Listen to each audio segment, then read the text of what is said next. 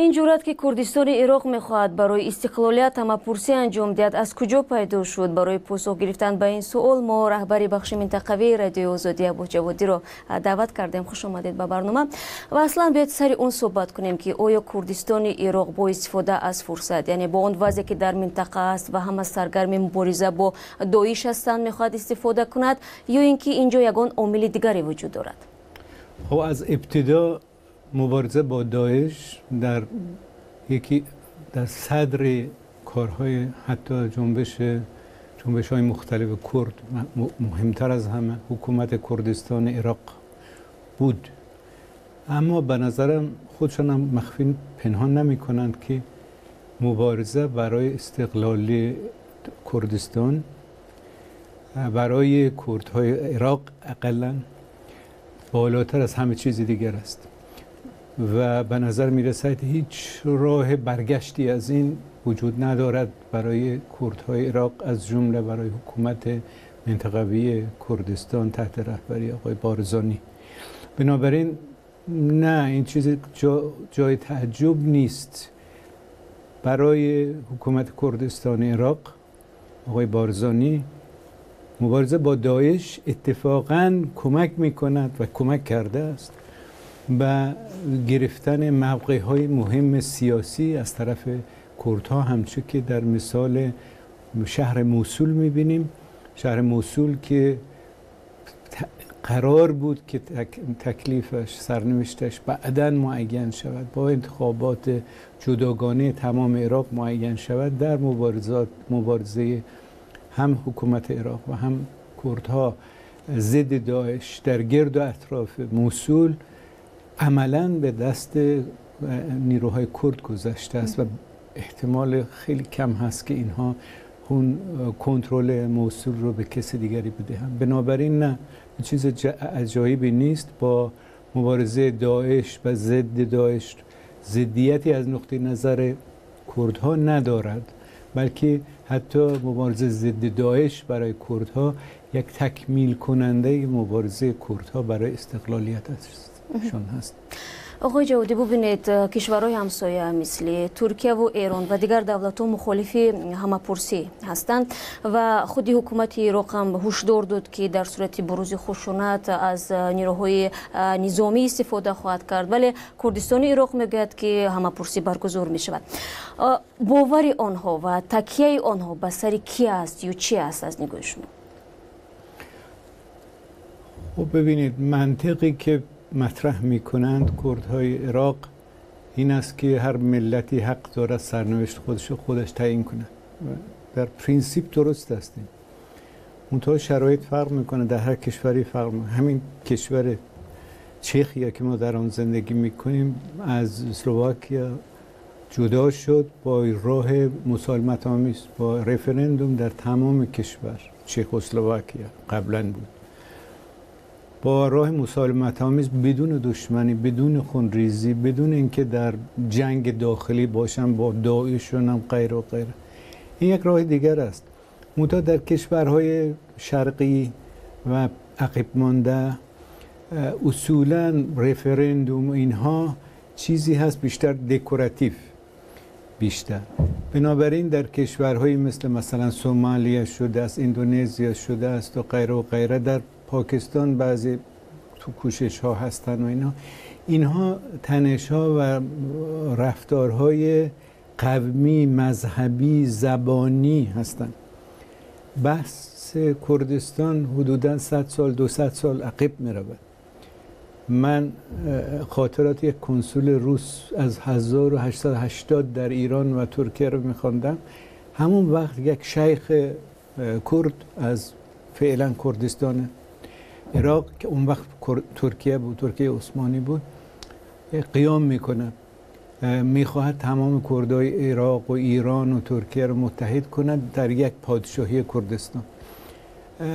جالب است که البته پیروز نمیشن، با خونریزی خودشون خونریزی میکنن، دهات زیادی رو، روستاهای زیادی رو خراب ویران میکنن، ولی خودشون هم پیروز نمیشن و شکست میخورن با دادن تلفات بسیار. با همکاری حتی روسیه و ترکیه و ایران. این جنبش استقلال طلبانه کردها چیز جدیدی نیست از این جهت.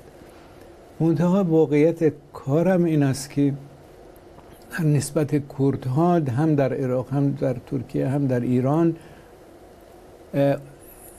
حق کوشی زیاد شده است به عنوان ملت، گروه قومی، مخصوصا در مثلا در عراق زمان صدام، در ترکیه حتی به زبان اینها احترام گذاشته نشده است در گذشته.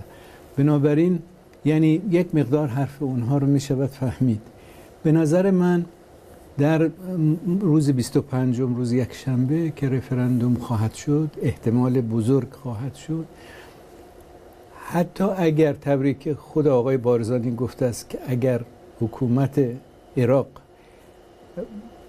برنامه مشخصی ارائه کند به ما که کی حتما گارانتی میدهد که ما میتونیم آزادانه رفراندوم کنیم، ما میتونیم اینو به تأخیر بندازیم. منتها مهم نیست این به تأخیر بیفتد یا نیفتد. مهم این است که به نظرم کردها از این خواسته، کردهای عراق از این خواسته استقلالیتشون عقب نخواهند گشت. این یک. دوم، موقع ایران و ترکیه و عراق هست. سوریه که در حال جنگ داخلی هست و ازش معلوم نیست. در این حالت بین المللی و منطقوی تنها کشوری که از رفراندوم و استقلال کردها دفاع میکند اسرائیل است. غیر از اون هیچ کسی موافق نیست، حتی اتحادیه اروپا، حتی سازمان ملل و حتی خود امریکا موافق نیست. حداقل میگن حالا وقتش نیست. درست؟ ولی به نظرم هرچی ترکیه مخالفت کند یا نکند این مسئله دیگر است. ایران تهدید کرده است که مرزهاش میبنده، هم تجارت رو میبنده، قطع میکند. عراق تهدید کرده است. اینها درست است. حتما اگر کردها استقلال خودشون در کردستان عراق اعلان کنند، وضعشون مشکل خواهد شد، بحرانی خواهد شد، به خاطر اینکه هیچ کدام از همسایه های کردستان نوین اینها رو نمیخوان، این حکومت مستقل رو نمیخواهد. در واقع هم زیادم فهمیدنش مشکل نیست، چون عملاً کردهای عراق عملاً دفکت و مستقل هستند. در اونجا حکومت عراق کاری نمیتوند بکنه، حال همین حاضر قبل از رفراندوم ارتش عراق کاری نمیتوند بکنه، فقط پول واحد پولی معمولی خودشون رو ندارن، دلار خرج میکنن. منظورم این است که استقلالیتش عملاً هست، ولی اون چه که این با مایه نگرانی همسایه‌ها میشد، وضع حداقل ایران و ترکیه میشود، وضع داخلی عراق به اون درجه نیست. تأثیری هست که ممکن است به خود این کشورها مخصوصا به ترکیه وارد کند این رفراندوم، به این معنا که نیت کردها فراتر از مرزهای عراق می رود. چون که واقعیت هم این است که خارج از مرزهای عراق در ترکیه میلیون ها نفر کرد است، سوریه چند صد هزار یا 1 میلیون 2 میلیون کرد است، ایران هم همچنین.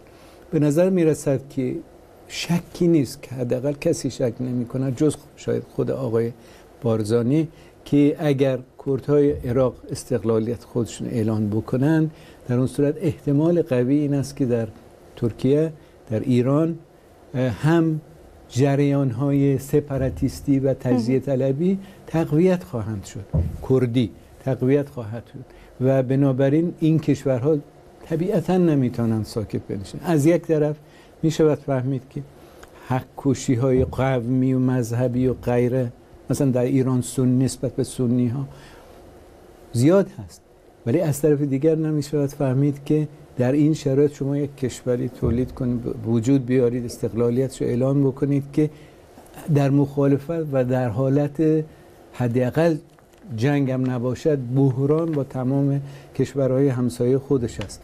این یعنی بحران بسیار بسیار عمیق‌تر برای منطقه خبر اونو میدهد که بحران در پیش، حتی بحران خیلی شدیدتر از شاید داعش در پیش است.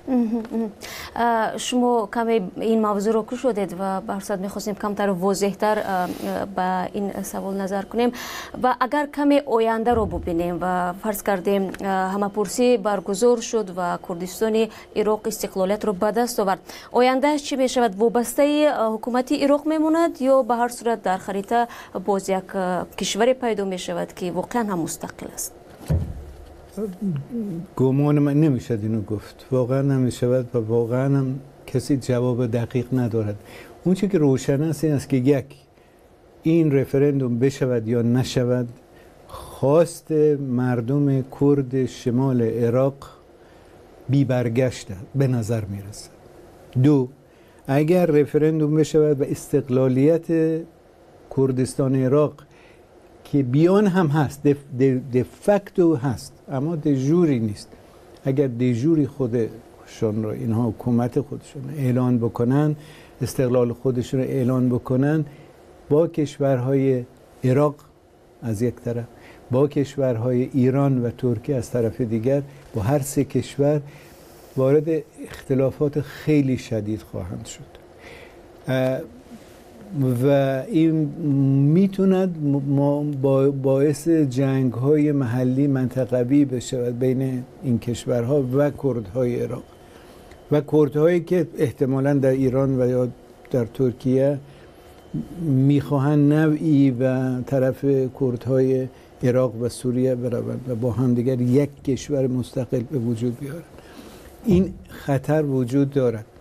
منتها ببینید یک چیزی در نهایت به نظر من باید گفت، از یک طرف ما در شرق به اونقدر پخته نشدیم ملت های ما متاسفانه که شهروندی رو و نه قومیت و زبان و مذهب و دین و غیره رو ما نتونستیم، فقط شهروندی رو پایه اتحاد همه عضوهای اعضای یک ملت بکنیم.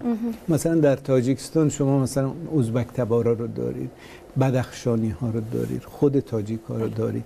همه اینها اگر روزی بتونن خودشونو نه بدخشانی، نه سنی، نه شیعه، نه خریستیان، نه مسلمان، بلکه تاجیک شهروند تاجیکستان صرف نظر از قومیتش، زبانش، اگر حس کنه، در اون صورت ما گارانتی داریم که در اول این قبیل اختلافات به وجود نمی آید و اگر هم به وجود بیاید از راه صلح و صفا و آرامش با رأی گیری و با حقوق دموکراتیک همه، یعنی احترام به حقوق همه حل می شود. همچون که در اول صحبت گفتیم در چخیه حل شد. اینکه این کانفلیکت کردستان به صورت چخیه و اسلواکیه حل بشود بسیار بسیار دور از احتمال است، چون که فوندامنت حقوق دموکراتیک نه از طرف حکومت ها داده شده است و نه از طرف موجهای مخالف، حالا مثلا از طرف جریان های کردی رعایت نمی شود. بنابراین ما از هر دو طرف نتیجه و بهانه و نتیجه کارهایی رو میبینیم که در گذشته شده است. منتها من احساس میکنم در اینجا یک کاری میشود که ما احتمالاً در 20-30 سال آینده باید نرخش رو بپردازیم. به نظر من، ترس من از این است. تشکر زیاد برای تحلیل فراگیر. خاطرستان میشویم که به سوالهای ما پاسخ دادن رهبر منطقوی رادیوی آزادی عباس جوادی. تشکر زیاد و روزتان با خوبی بگذرد.